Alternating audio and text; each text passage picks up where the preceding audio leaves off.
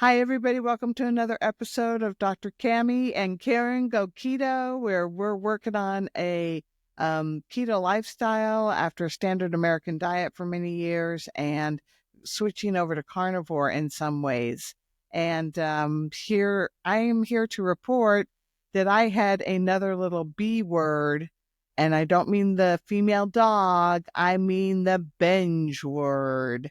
And it seems to be going on like clockwork now for me every 3 to 4 weeks. And I ate off-plan foods. I don't know. Karen always wants me to tell you what I ate, but I don't want to trigger anybody. But anyway, I ate some regular Mexican food that I normally don't eat that has a lot of carbs in it. And I ate a muffin and a bagel and some Ben and Jerry's ice cream.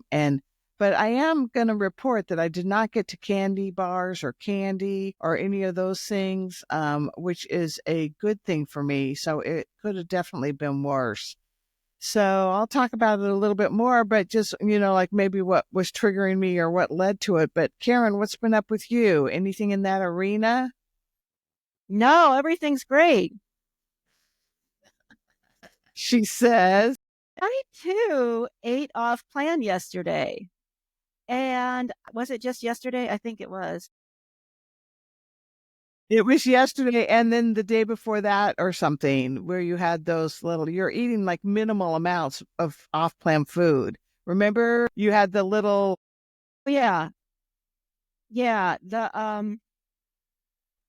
Because one was when I was on a trip. So I was out of my element and driving and that was the day I was driving to Michigan. And I got to tell you, I went to the bathroom. I picked up some cheese and salami packets at the convenience store at the gas station. And I was going to go get a bag of trail mix because that's usually my, like travel food. And, I got to tell you, I was thinking about the sweet and salty of that trail mix because I never gave up. I always continued to eat, even when I was doing like keto, I would eat the trail mix that had like the M&Ms in it and the raisins in it. But I would pick out like 90% of them, but I still had just a little bit, right? That salty sweet combination that I like. Um, but yesterday was a stressful day with my mom's therapy. And I was yelling at my mom. And this is why you weren't going to get yelled at, Cammy, because I yelled at my mom so much in her therapy. I felt so bad. Um, and the there was stress there. Our furnace was still not working, and it was like 8 degrees outside. And I couldn't understand why the person in charge didn't just call somebody to fix it instead of trying to fix it himself. And then the washing machine is still broken, so I had to do laundry. And I went to the laundromat and I forgot the thing that I specifically wanted to wash. And I wasn't going to go back because it was so cold and time was fleeting. And I started to do my laundry, and my laundry was halfway full when the fire alarm went off in the laundromat. And so we had to leave the laundromat. And that was when I went over to RJ. So my choices were, here's what I was going to do. I was either going to do Domino's pizza or RJ's. And RJ's is just kind of a casual hangout, and it's a sit down restaurant. And even though they have pizza, and that was a thought in my head, I went there and I could not find the right thing to get, anything that looked decent. And so I ordered nachos, and I got the nachos, and I did eat 3 nacho chips, and they did have the cheese sauce on them.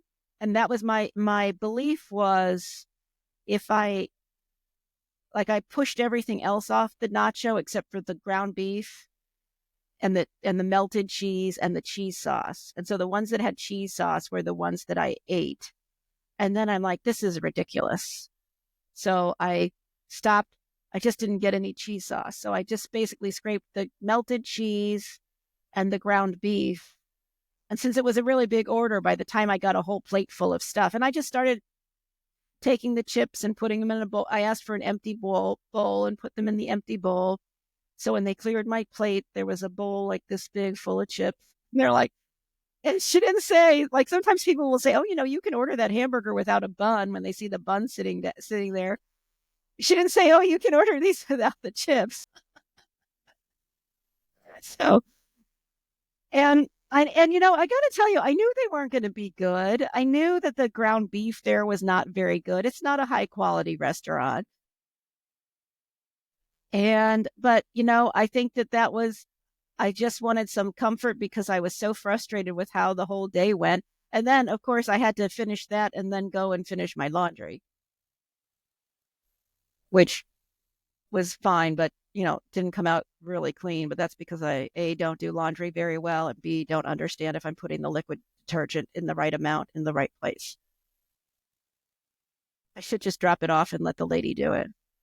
So did they have burgers at that place? Like, could you have gotten a They, burger without the bun?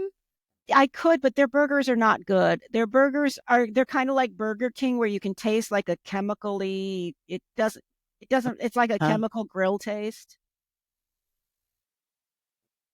The other thing I forgot to tell you too was that I did eat some frozen ice cream, some soft serve ice cream before I went to eat the muffin and the bagel.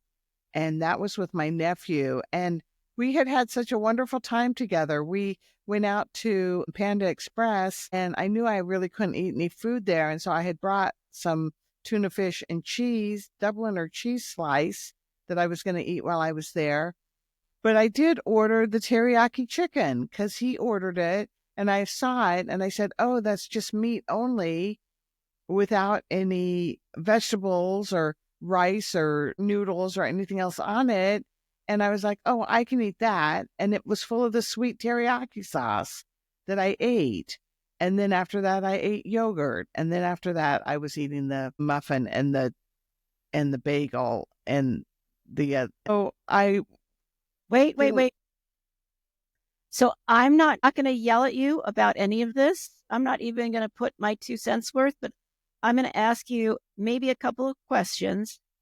And I have only one request, and that is whatever you say about this, think before you say it and tell the truth.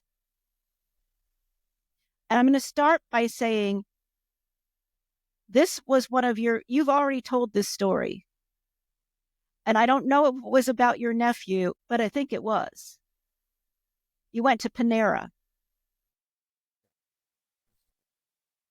No, I misspoke if I said Panera. No, you went to Panda Express. But you've told this exact story about your nephew, but the restaurant was Panera. That was the other nephew. Yeah. So think about that.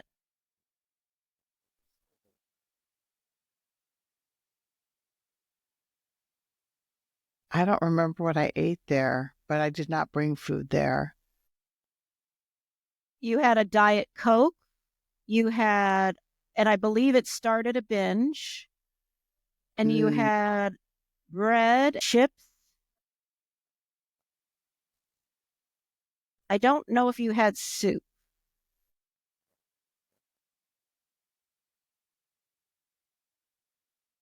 Maybe a cookie. And I think that that I think started a binge after that.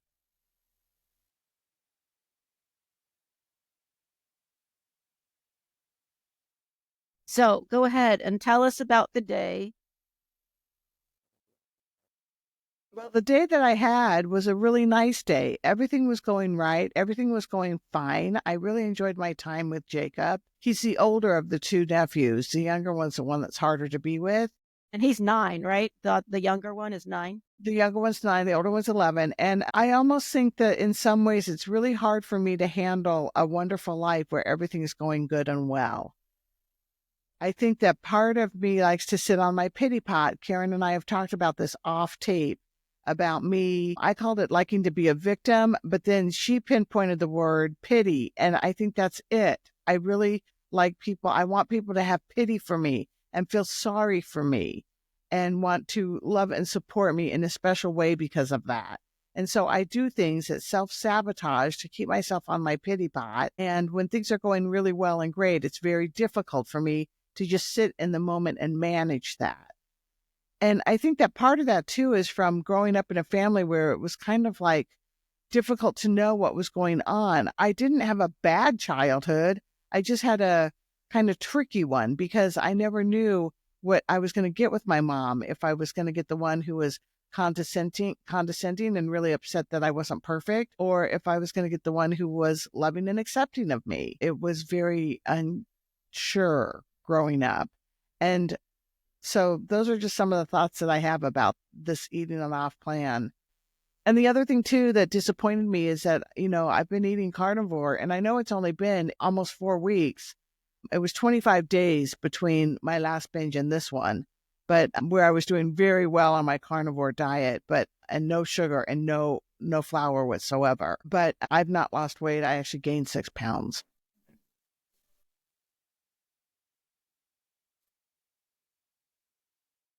So what was the pity that you wanted to feel? I don't know. I just was going to ask you if you had anything else to say about your off-plan eating.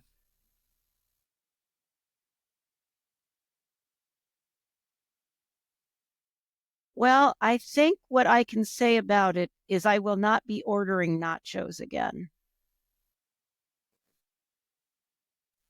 It was, and because what did I have the other day that I said it was my Indian food, right? That was what it was, that I had a sore in my mouth right after I ate the Indian food. And that was that was chicken and a tomato and cream sauce, right? And the other chicken did have a lot of spices. So maybe it's spice. Some people on carnivore handle spices and some don't. But I did not feel good after eating the nachos. I felt like I had felt, it's funny, you can eat a ribeye and 3 eggs,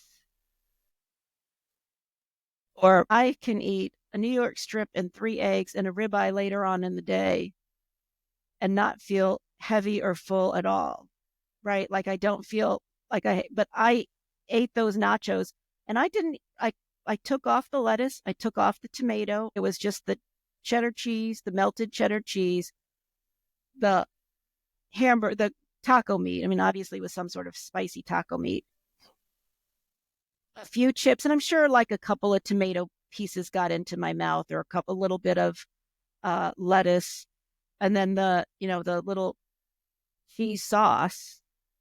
Oh, there was sour cream too, but I'm pretty sure it was just regular sour cream. It didn't taste like it was like cheap sour cream. And I felt like I had a lump in my stomach. Now, maybe that's because I was eating late, and I don't usually eat late, and this was probably like 6 o'clock in the evening, and I'm not usually eating late at night like that. So that's another thing for me to watch as far as timing goes. I didn't like the way I felt at all. Hmm. All right. Well, maybe in our next video, we can talk a little bit about more tools that we need to have in our belt and that we need to be using. I know for me, a food plan that I stick to is a big one for me that I'm not using that I need to go to. All right, everybody, take it easy. We're still transitioning. Bye.